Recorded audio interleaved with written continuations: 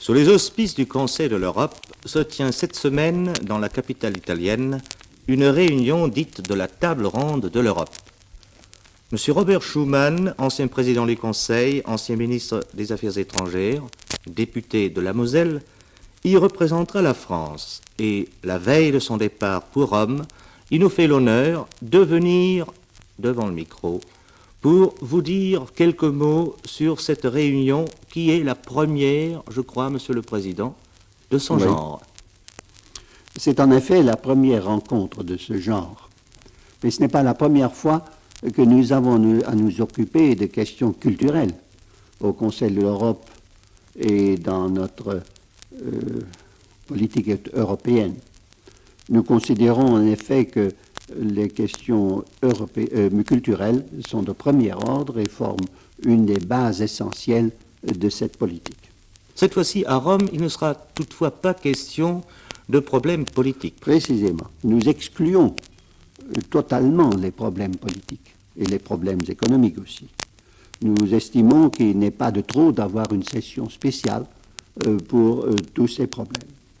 Nous avons d'ailleurs avec nous un homme qui a un mérite tout particulier pour avoir dans le passé voué toute son action à ces initiatives d'ordre culturel. C'est M. Denis de Rougemont, un Suisse genevois, et qui est l'animateur du Centre européen de la culture, qui a son siège à Genève, qui est présidé par l'ancien ambassadeur espagnol, M. de Madariaga.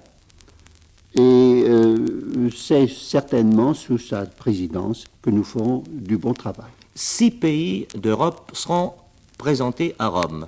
Et vous retrouverez votre ancien collègue italien, M. de Gasperi. Oui.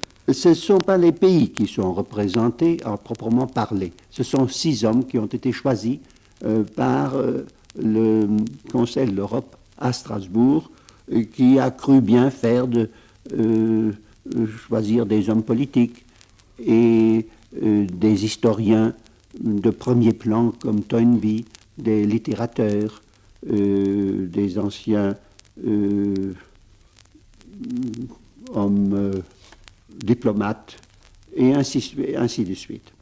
Nous espérons que par la confrontation de nos expériences, de nos idées, nous parviendrons à dégager un programme nouveau d'initiatives d'ordre culturel. Vous discuterez à Rome de grands problèmes culturels et spirituels. Et pourrais-je vous demander quelles questions ont été inscrites à l'ordre du jour?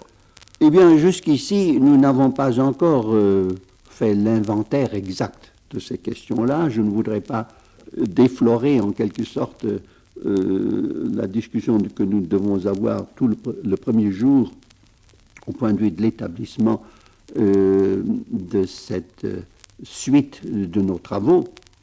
Mais je vais vous donner un exemple d'une initiative heureuse dans ce domaine culturel, initiative qui avait été prise précisément par le Centre européen de la culture à Genève. C'est grâce à lui que l'UNESCO a institué un institut de recherche nucléaire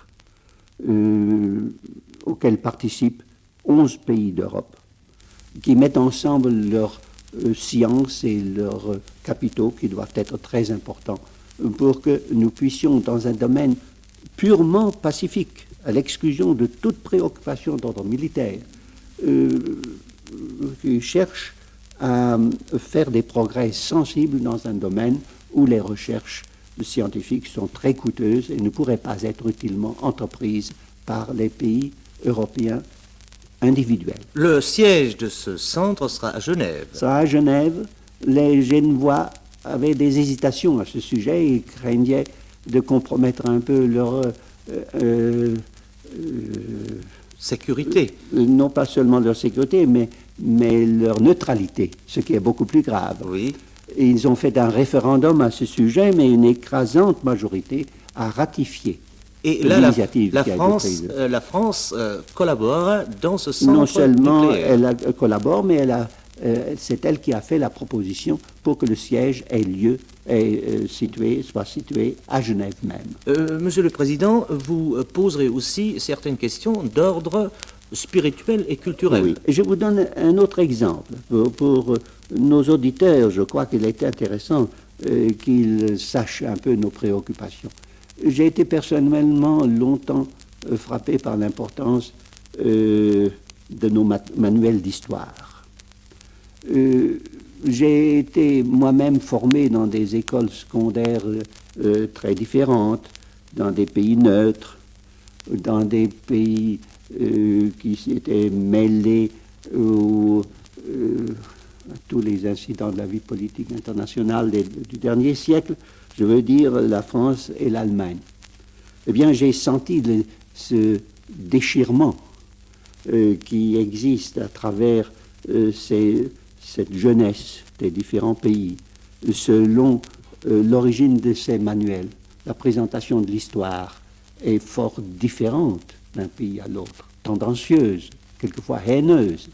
Eh bien, nous devons arriver à désintoxiquer cette littérature, parce que c'est en même temps préserver cette jeunesse de ces partis pris, de ces préjugés qui peuvent être à l'origine de très graves malentendus et de conflits ultérieurs.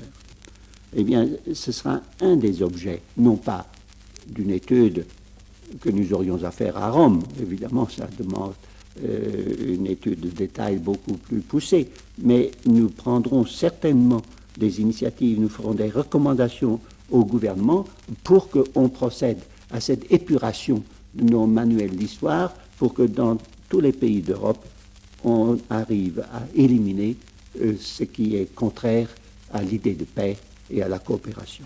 Eh bien, on peut dire que cette réunion est destinée à la propagation et à la vulgarisation de l'idée européenne. Précisément, mais dans le sens constructif, non pas seulement d'une façon verbale, mais dans les faits, il faut qu'il s'instaure une coopération fructueuse. Merci, Monsieur le Président.